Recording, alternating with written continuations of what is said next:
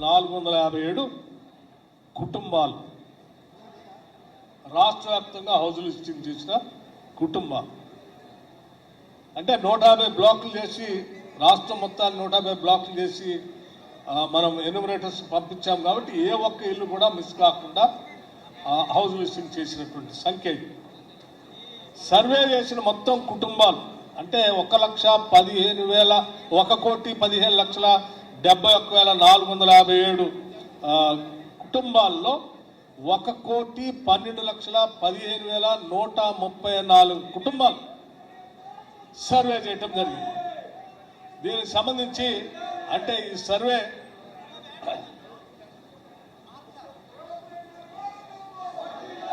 గౌరవ ముఖ్యమంత్రి గారు వచ్చారు, వారికి సాదరంగా స్వాగతం.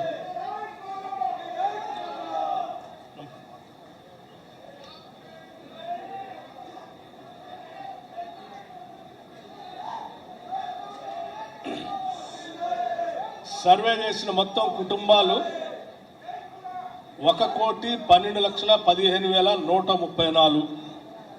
అంటే రాష్ట్రంలో ఉన్న కుటుంబాల సంఖ్య 96.9% సంపూర్ణంగా సర్వే చేయటం జరిగింది. సర్వే జరగని కుటుంబాలు కూడా ఉన్నాయి. అవి 3,56,323 అంటే 3.1%గా ఉన్నాయి. ఎవరు ఈ 3,56,323 ఇళ్లని మరి ఎందుకు సర్వే చేయలేదని మీ అందరికీ ఆలోచన కూడా రావచ్చు. సో దానికి సంబంధించిన సమాచారం కూడా ఇస్తా ఉన్నాం. దానికి సంబంధించి కొద్ది మంది కుటుంబాలు లైక్ కేసీఆర్ గారు లాంటి వాళ్ళు, కేటీఆర్ గారు లాంటి వాళ్ళు, పల్లా రాజేశ్వరరెడ్డి గారు లాంటి వాళ్ళు అలా ఈ సర్వేలో సహకరించకుండా ఉండాలి, ఈ సర్వే సంపూర్ణంగా విజయవంతం కాకూడదు అనుకునేటువంటి వాళ్ళు కొద్దిమంది, కొన్ని ఇళ్ళు పూర్తిగా తాళాలేసి ఇళ్ళలో ఎవరు లేకుండా ఉన్నటువంటి కుటుంబాలు, అటువంటి వాళ్ళు సంబంధించి ఆ సంఖ్య ఉంది. దానికి సంబంధించిన మిగిలిపోయిన ఇళ్ల సంఖ్యను కూడా చెప్పడం జరిగింది. సో గ్రామీణ ప్రాంతాల్లో సర్వే జరిగిన కుటుంబాలు 66,99,602 అంటే 60% గ్రామీణ ప్రాంతాల్లో కుటుంబాలు ఉన్నాయి. మొత్తం రాష్ట్రంలో 60% గ్రామీణ ప్రాంతాల్లో ఉన్నారు. పట్టణ ప్రాంతాల్లో సర్వే జరిగిన కుటుంబాలు 45,15,532 అంటే 40%. సర్వే చేసిన మొత్తం కుటుంబాలు గ్రామీణ పట్టణ ప్రాంతాలు కలిపి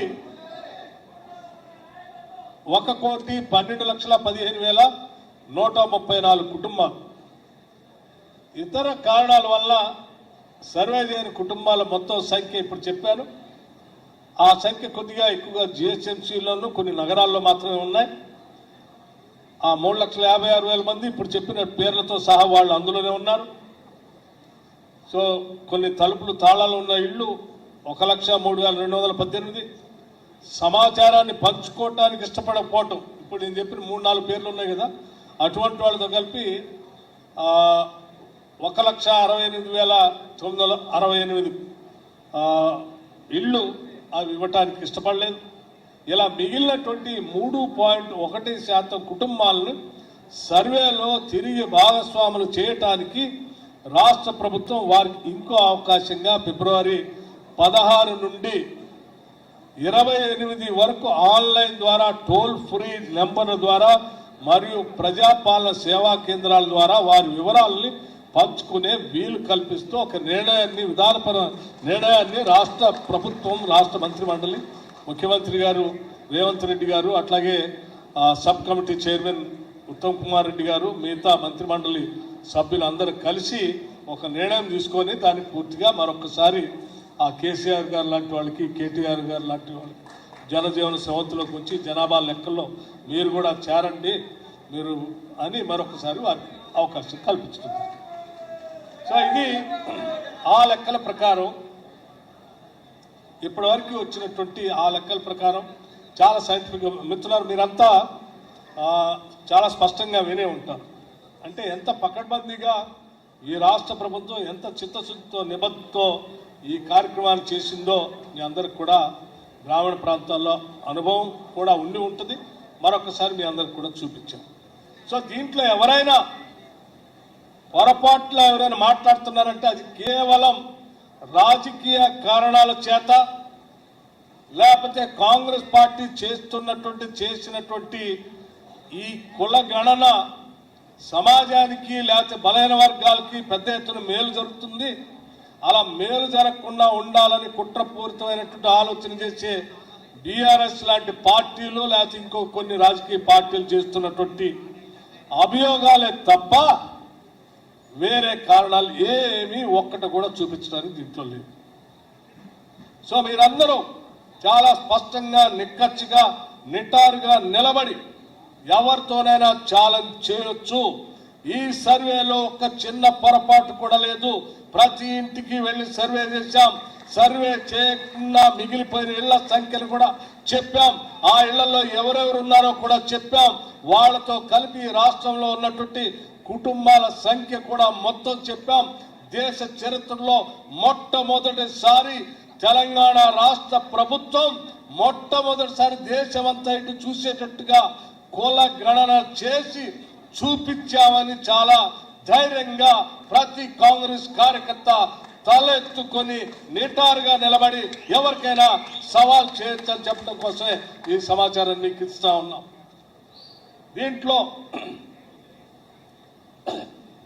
సో మనం చేసిన సర్వే లెక్క ఇది. Socio economic educational political caste survey. దీని ప్రకారం SC population 61,84,319, percentage 17.43. ST population 37,05,929, 10.45%. BC population 56.33%. BC other than ముస్లింలు కలుపుకుంటే ముస్లింలో ఉన్నటువంటి బీసీలతో కలిపి 56%. అట్లాగే BC Muslim population 10.08%. Total Muslim population 12.56%. ఈ రకంగా సరే ఓసీ ముస్లిం మైనార్టీ శాతం 2.48%. Total number of households list చేసింది ఇప్పటికే చెప్పాం 1,15,71,457. Total number of household survey 1,12,15,134, 96.3%. Total population 3,54,77,552. మిగిలిపోయినటువంటి house holds survey చేయకుండా ఉన్నటువంటి వాళ్ళ సంఖ్యను కూడా కలుపుకుంటే ఇంకొక 16 లక్షలు.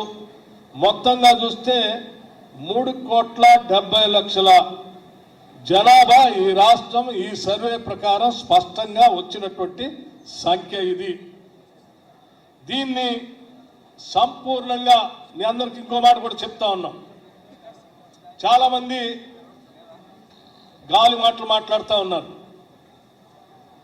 రాష్ట్ర ప్రభుత్వం ఎంత నిక్కచ్చిగా ఈ కేబినెట్ నిర్ణయాలు తీసుకుందంటే రాష్ట్రంలో 150 ఏళ్లకే ఒక బ్లాక్ చేసి రాష్ట్రం మొత్తాన్ని 150 బ్లాక్లుగా చేసి ఆ 150 బ్లాక్లు ఎన్యూమరేటర్కి ఇచ్చేటువంటి పుస్తకం పంపించి ఆ పుస్తకంలో సమగ్రమైనటువంటి ఆ ఇంటి సమాచారం అంతా సేకరించిన తర్వాత ఆ ఇంటి యజమానితో సంతకం కూడా పెట్టించారు ఆ పుస్తకం మీద.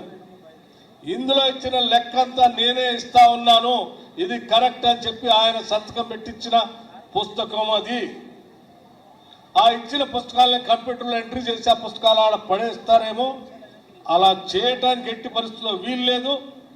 ఎన్నికల కమిషన్ వాళ్ళు బ్యాలెట్ బాక్సుల్ని ఏ రకంగా దాస్తారో ఆ స్థాయిలో ఈ పుస్తకాల్ని ప్రతి 150 ఇళ్లకి సంబంధించిన బ్లాక్ సంబంధించిన కట్టని ఆ కట్టని యాసిస్గా ఆ పుస్తకాలన్నింటినీ కూడా ఆయా మండలాల్లో నిక్షిప్తం చేయటం కూడా జరిగింది. ఆ పుస్తకాలు అట్లాగే ఉంటాయి. దాంట్లో ఉన్న సమాచారం కంప్యూటర్లో కూడా ఉన్నది. సో మేము ఇన్ని జాగ్రత్తలు ఎందుకు తీసుకున్నామంటే చాలా మంది ఈ సర్వే పైన కాంగ్రెస్ పార్టీ ఇంత గొప్ప సర్వే చేస్తే మరి ఒక 100 సంవత్సరాల పైబడి రాష్ట్రంలో ఈ కోరిక ఉంది, ఎవరు చేయలేకపోయారు. తెలంగాణలో ఉన్నటువంటి ఇందిరమ్మ ప్రభుత్వం ఈ ప్రభుత్వం చేసింది. రేవంత్ రెడ్డి గారు ముఖ్యమంత్రిగా మంత్రి మండలి మొత్తం అందరూ కూర్చొని ఒక పెద్ద నిర్ణయం తీసుకొని ఒక చారిత్రాత్మకమైనటువంటి కార్యక్రమాన్ని, ఒక సామాజిక విప్లవాన్ని తీసుకొని రావడానికి తీసుకొచ్చిన కార్యక్రమాన్ని వీళ్ళు చేపట్టారు. ఒకవేళ ఇది విజయవంతం అయితే ఇది ఈ రాష్ట్రం కాదు దేశమంతా చేయమని అడుగుతారేమో, మళ్ళీ ఇది దేశమంతా వచ్చే ఒక సమస్యగా మన అందరం మారుతుందేమో, చేయలేకుండా ఉండాలనేటువంటి ఆలోచనతో ఉండేటువంటి వాళ్ళు కొద్ది తప్పుడు ప్రచారం చేసి దీనిపైన రకరకాల అభియోగాలు సృష్టించడానికి ప్రయత్నం చేస్తారు అని మేము ముందే గ్రహించి వీటన్నిటిని కూడా ఫుల్ ప్రూఫ్గా చాలా స్పష్టంగా చేసి పక్కాగా వాటన్నిటిని రికార్డ్ చేసి పెట్టాం. భవిష్యత్తులో మీరు ఛాలెంజ్ చేయండి, ఎవరైనా ఈ లెక్క తప్పు అనంటే ఆ బ్లాక్ లో తయారు చేసిన శాంపిల్స్ పుస్తకాలు యాజ్ ఇట్ ఈస్ గా మా దగ్గర రికార్డులు ఉన్నాయి, భద్రపరిచాం. కావాలంటే వాటన్నిటిని కూడా మళ్ళీ బయట పెట్టి చూపిస్తా ఎవరికైనా కూడా సవాల్ చేసే అంత స్థాయిలో జాగ్రత్తగా దాచిపెట్టాం. అందుకే మిత్రులారా, మీరు చాలా ఈ జరిగిన ఈ సర్వేని గొప్పగా ప్రచారంలో తీసుకొని రావాలని చెప్పి మీ అందరినీ నేను కోరుతూ ఈ జరిగినటువంటి ఈ సమగ్రమైనటువంటి ఈ సర్వేని ప్రజల్లోకి విస్తృతంగా తీసుకొని వెళ్ళాలని, ఆ జరిగే కార్యక్రమంలో మీరందరూ పాల్పంచుకోవాలని ఈ సర్వే ఆధారంగా రేపు పొద్దున భవిష్యత్తులో కూడా రాష్ట్ర ప్రభుత్వం కొన్ని విధానపరమైన నిర్ణయాలు తీసుకునేటప్పుడు వీటన్నింటినీ వాడుతున్నారు. అంతిమంగా క్లోజింగ్ స్లైడ్స్ ఇది ఆ చార్ట్ తయారు చేసి ఇచ్చింది. ఇప్పుడు నేను చెప్పిన లెక్కలే.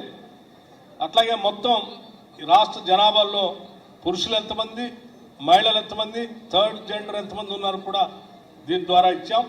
ఇతర సవాళ్లు వీటన్నిటిని కూడా ఏ రకంగా అధిగమించింది చెప్పాం.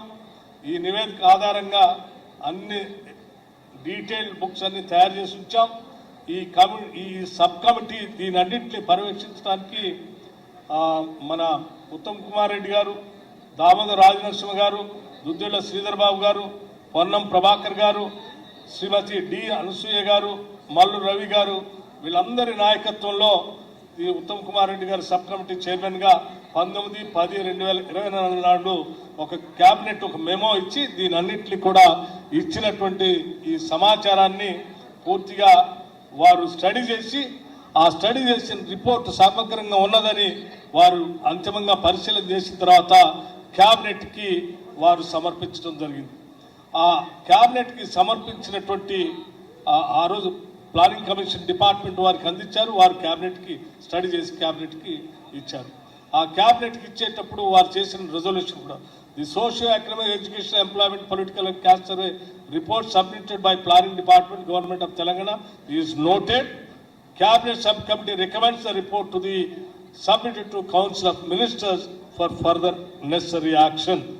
దీన్ని బేస్ చేసుకొని మళ్ళీ తిరిగి గౌరవ ముఖ్యమంత్రి గారు దీనిపైన ఒక క్యాబినెట్ 2025 నాడు 4 ఫిబ్రవరి 2025 జరిగినటువంటి క్యాబినెట్ సమావేశంలో సర్వే సంబంధిత డాటా మొత్తం అంతా మంత్రి మండలికి వివరించి దాన్ని ఆమోదించిన తర్వాత శాసనసభలో దీన్ని ప్రవేశపెట్టి గౌరవ ముఖ్యమంత్రి గారు సంపూర్ణమైనటువంటి సర్వేని సంపూర్ణంగా పూర్తి చేశామని సభ దృష్టికి, ఈ రాష్ట్ర దృష్టికి, ఈ దేశం దృష్టికి కూడా తీసుకొచ్చినటువంటి ఒక గొప్ప రోజుగా దాన్ని మనం అందరం ఫిబ్రవరి 4, 2025ని మనం అందరం ఈ దేశ చరిత్రలో గుర్తుంచుకోదగినటువంటి అంశంగా మీ అందరి దృష్టికి తీసుకొని వస్తా ఉన్నాం. దేశంలోని వివిధ కులాలు సంబంధించిన స్థితిగతులు అర్థం చేసుకోవడానికి తెలంగాణలో నిర్వహించిన విధంగానే దేశవ్యాప్తంగా ఇంటింటి సమగ్ర సామాజిక, ఆర్థిక, ఉపాధి, విద్య, రాజకీయ మరియు కుల సర్వేని నిర్వహించాలని కేంద్ర ప్రభుత్వాన్ని కోరుతూ కూడా మన శాసనసభ ఒక తీర్మానం చేసిందని కూడా ఈ సందర్భంగా మీ అందరికీ మనం చేస్తాం. అట్లాగే ఫిబ్రవరి 4న మంత్రిమండలి తీసుకున్న నిర్ణయానికి అనుగుణంగా అన్ని అంశాలు ఒక సంవత్సరం లోపున విజయవంతంగా పూర్తి చేయబడింది. ఈ సర్వే ద్వారా సేకరించిన డేటాని షెడ్యూల్ కులాలు, తెగలు, వెనుకబడిన తరగతులు మరియు రాష్ట్రంలోని ఇతర బలహీన వర్గాల సంక్షేమానికి విధానం రూపకల్పన చేయడానికి ప్రభుత్వానికి పెద్ద ఎత్తున ఉపయోగిస్తుంది. ఈ చర్య సమానత, వృద్ధి పట్ల ప్రభుత్వ నిబద్ధతను మరియు తెలంగాణ ప్రజల విభిన్న అవసరాలు తీర్చే పద్ధతిని ప్రతిబింబిస్తుంది. ఇది డేటా ఆధారిత సమగ్రత మరియు పారదర్శకత ప్రాతిపదిక నడిచే పాలనకు నూతన దశ ప్రారంభాన్ని సూచిస్తుంది. ఇది ఆనాడు మొదటిగా గవర్నర్ గారి దగ్గర సర్వే స్టార్ట్ చేసింది. ఆ తర్వాత గౌరవ ముఖ్యమంత్రి గారి దగ్గర స్టార్ట్ చేసింది. ఆ తర్వాత నేను ఇచ్చింది. ఆ తర్వాత రివ్యూ చేస్తూ వీడియో కాన్ఫరెన్స్ ద్వారా నిత్యం మానిటర్ చేసింది. అట్లాగే పొన్నం ప్రభాకర్ గారు ఇచ్చింది. ఇట్లా చీఫ్ సెక్రటరీ గారి దగ్గర తీసుకున్నది. అట్లాగే ఇంటింటికి హౌస్ లిస్టింగ్ ఎలా చేస్తారో ముందుగా సర్వే చేసే దానికంటే ముందు ఇంటింటికి అధికారులు ఈ రకంగా వెళ్ళి హౌస్ లిస్టింగ్ చేసింది. ఆ తర్వాత హౌస్ లిస్టింగ్ చేసిన తర్వాత ఇంటింటికి వెళ్ళి ఈ రకంగా సర్వే చేసింది. ఫోటోలు కూడా రాష్ట్ర వ్యాప్తంగా జరిగినటువంటి సర్వే తీరుది. సమిష్టి కృషి మరియు నాయకత్వం, ఎన్యూమరేటర్లు మరియు సూపర్వైజర్లు కష్టపడి సమయానికి ఇదంతా దగ్గరుండి మొత్తం కార్యక్రమాలను చేపట్టి సమర్థవంతంగా చేయగలిగాం. కాబట్టి దీన్ని పూర్తిగా చేయగలిగాం. డెఫినెట్గా ఇది చరిత్రలో నిలిచేటువంటి ఒక గొప్ప కార్యక్రమం.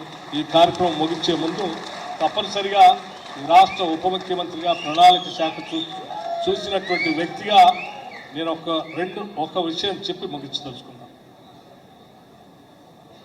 ఇందిరమ్మ ప్రభుత్వం, ప్రజాప్రభుత్వం, ఈ రాష్ట్ర ముఖ్యమంత్రి రేవంత్ రెడ్డి గారి నాయకత్వంలో ఈ